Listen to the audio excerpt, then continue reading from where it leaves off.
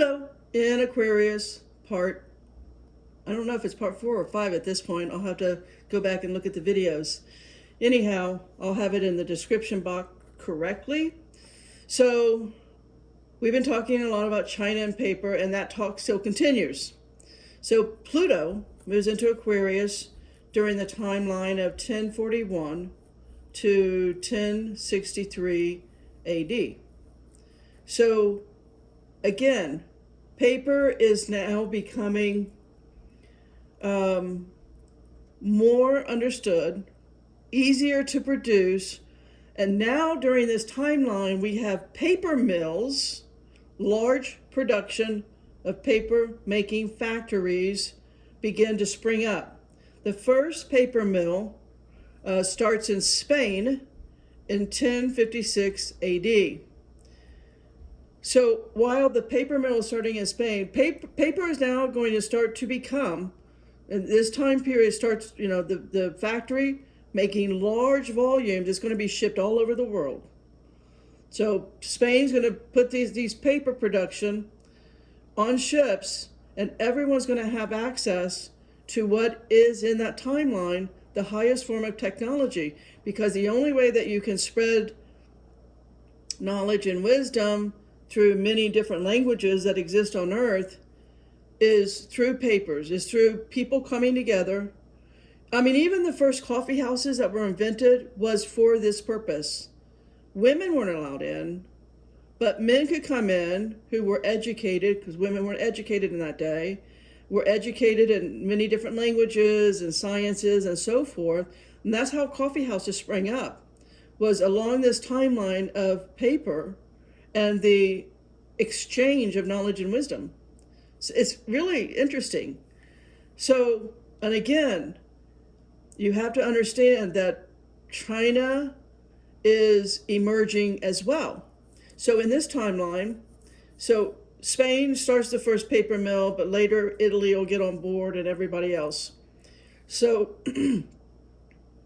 fast forward to China in 1044, just a couple of years after Pluto comes into Aquarius, in 1044 in China, now gunpowder, which is their tech, is now like paper. The alchemists have perfected the chemistry recipe, if you will, so it didn't blow up in their face. They've perfected the whole recipe of gunpowder. Now this technology is on the move like wildfire throughout China. So this means that they get into full-blown production, just like gunpowder becomes like a factory process. A lot of people get jobs in these factories, not just on gunpowder, but there's a lot of other industries that began to form in China at this time. A lot of people are working. The military is getting developed like crazy. Basically, China is very busy now in weaponry, right? Mass destruction weapons. So while gunpowder, at the same time, this is what's going on. Mass production of a new tech. Again, parallel that to our timeline. What can you imagine, divergent thinkers, what can you imagine would be a higher technology? When I say improving your world, I don't want to think of weapons as improving your world, but to the mindset, to the culture, what is going to make you safe and stable as an empire, as a country, or a continent? What would be the tech today? If we wanted to get out of the mindset of war and killing each other, what would be the tech? And I put this out there so you guys can invent it. Pluto is going to influence good inventions that transform a world or a planet, that bring security and stability. So in China's mindset, we got to evolve our consciousness. In China's mindset, it was these fire arrows that's going to begin to progress into guns and cannons, right? But they have something that no one else on the planet has. They have gunpowder, and that gives them the ability to teach people how to use these arrows, how to lace the arrow with the gunpowder, and they're going to protect and defend their borders, so to speak, and they're going to offer the people of their country security and stability. That's the mindset. So let's fast forward that to our timeline, because Pluto's in Aquarius today.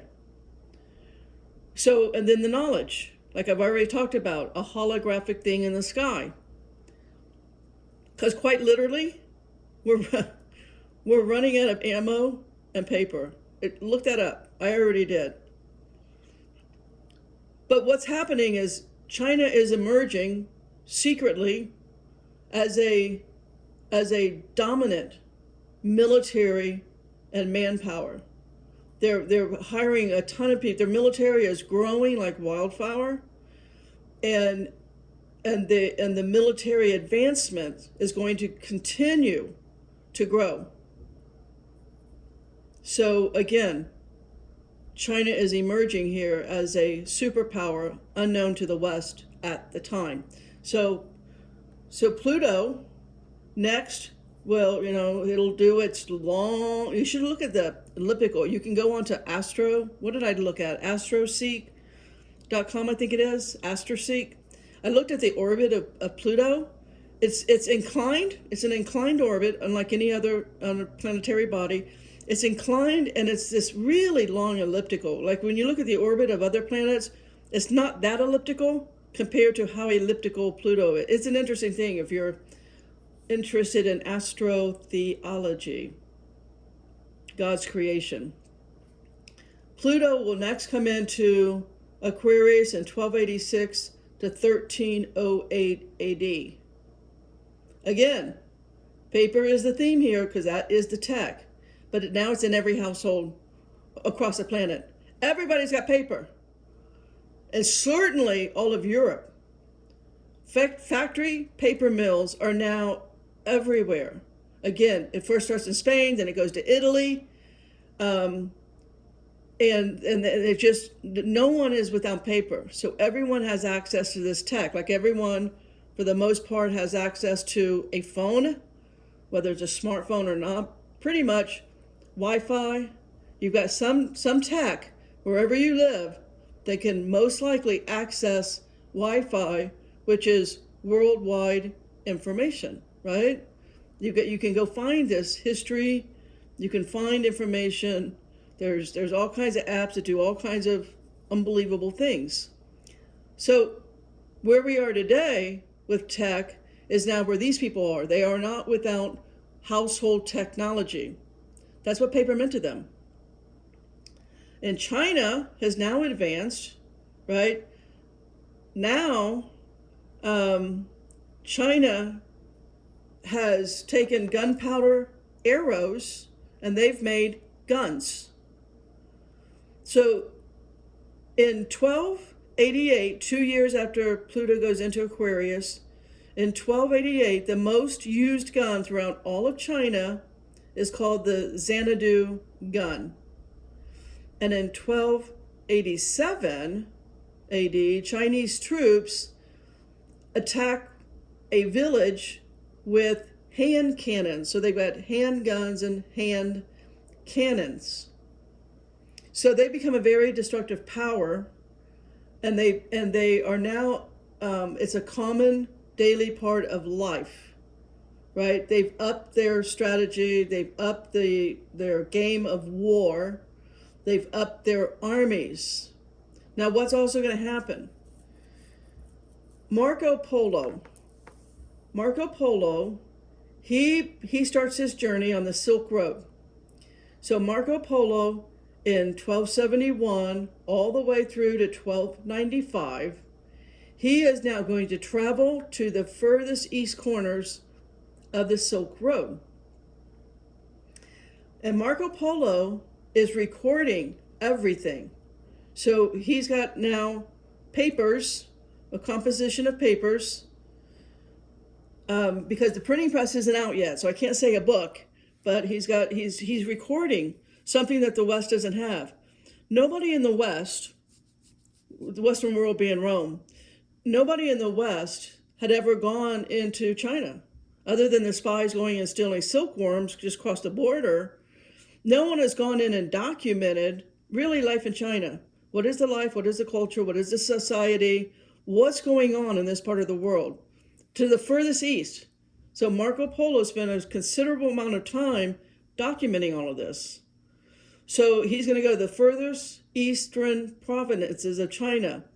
And he explains through it in his writing, which will later become a book, but in his writings, he talks about everything over there, their science, their society, their food, their art, their culture, their mindset, their politics, their government, their military. Right? All of this is being documented by Marco Polo. One guy, can you imagine being the soul that chose to have that incredible experience? There's souls coming in today. I say that only because there are souls coming in today that are going to be the next Marco Polo. Maybe that's going into space. Maybe that's another planet. Maybe that's whatever is in the underground. I myself have been to the cities that are through the ocean floor. I wasn't allowed to document that. I have memories of it. But maybe other races of people, other species, will begin to take human souls, and not as a genetic experience, which was all of my experience for a lot of it, but as a pioneer. Here, you be Marco Polo. Here, you bring back this knowledge to the world, to your species, to your planet. Just making a parallel. I'm thinking outside the box, and I'm looking at this timeline. And this is what's happening. There's incredible souls that are doing these, the fact that it was even allowed. Maybe they didn't understand who he was or what he was documenting, and bringing that knowledge to the West, what would come of that. But you get my point. There's nothing new under the sun. This kind of timeline is going to be repeated. Let's now move forward. Pluto now goes back into Aquarius, 1532 to 1553. And so here, voila, the printing press. Now we have okay, it just went from paper to now a very fast production of what we now call books. This is game change. This is huge. This is what's going to start all of the book burning campaigns by the Vatican.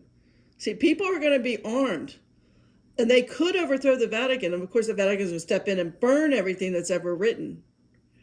But, so now we have the printing press.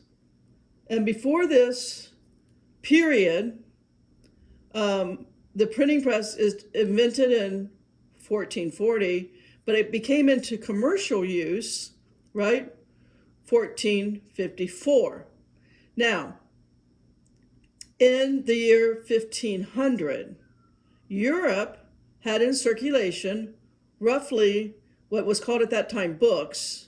It was composition of papers, but let's call it books. Okay, in 1500, Europe had in circulation 2 million composed papers. Once the Pluto cycle happened from 1532 to 1553, that number of books goes to 20 million. It went from 2 million to 20 million. That's the kind of tech, that's the kind of wisdom, that's the kind of knowledge that was empowering the people of that timeline. So parallel that, divergent thinkers, how can we as a species, as people, mimic that today? Okay? Now, again, just 50 years later, that 20 million in Europe, just 50 years later, by the time you make it to 1600 AD, the amount of books, just in Europe, the amount of books in circulation takes a quantum leap to 115 million books. So we went, in a very short time, 2 million to 115 million books in circulation.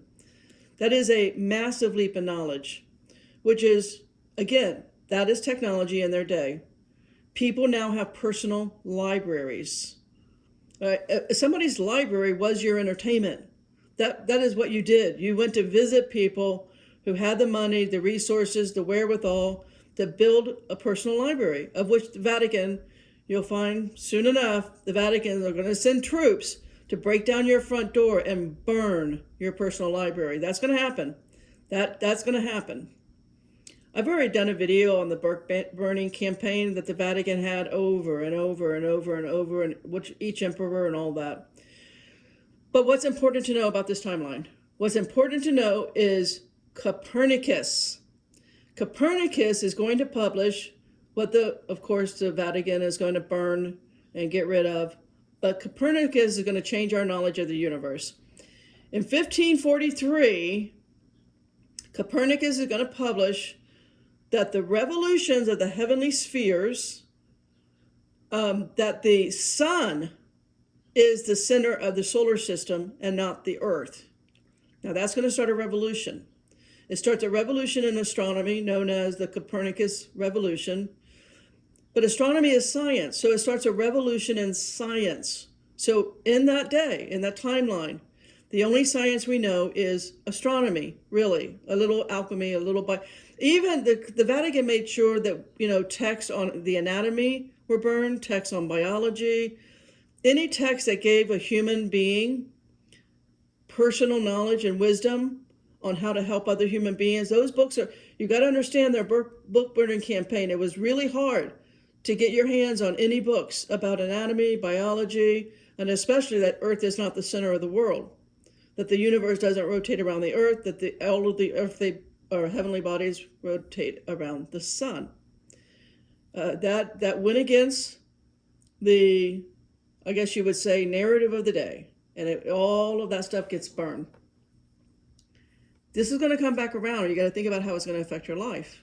How is that going to change you? How is that going to, in other words, empower you? Instead of going into fear, because your safety net is gone, what you thought to know to be true is gone, how will you handle that? Because the Bible tells us men's heart will fail them. Well, what's coming? What's coming of which men's heart will fail them when your indoctrination is no longer a safety harness? So read about Copernicus, read about that time. I'm just putting mile markers out there so you can go look that up if you're curious. But what is happening is a scientific revolution. There's epic change, right, in knowledge, of which the church starts to begin a campaign that goes on for a long time to oppress the knowledge.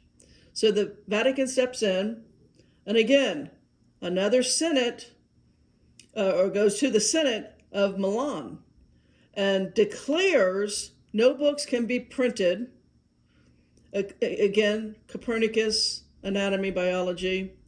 Basically, this is the first campaign of fake news, right? This is the rise of fake news. If only what the Vatican says is truth, which is a lie. So this is the beginning of our fake news. This is the beginning of no free speech. This is the beginning of no influence of the people's knowledge. So again, their strong sword yielding arm. It's time to remove this kind of oppression, repression, enslavement. That's what the Pluto cycle is all about. The control that they have had on us, dumbing us down, indoctrinating us, mind control. Right? During this time is why the Protestant Reformation begins. It's like, I'm done with this Catholic dark lord control and demeaning and oppression. I'm done.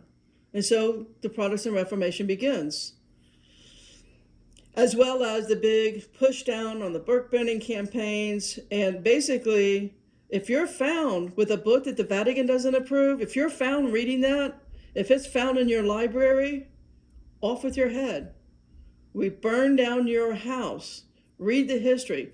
In this time period, also what's going on, again, in 1532, the Incan Empire, a whole nation, a whole culture, a whole people are wiped out by the Spaniards, right? You got the conquistadors in Mexico, It's just a genocide and a decimation of entire cultures, entire groups of people. So, yes, it is about war and it is about death, but it is also about transformation. What side, Potters, do you want to be on? Right? Potter out.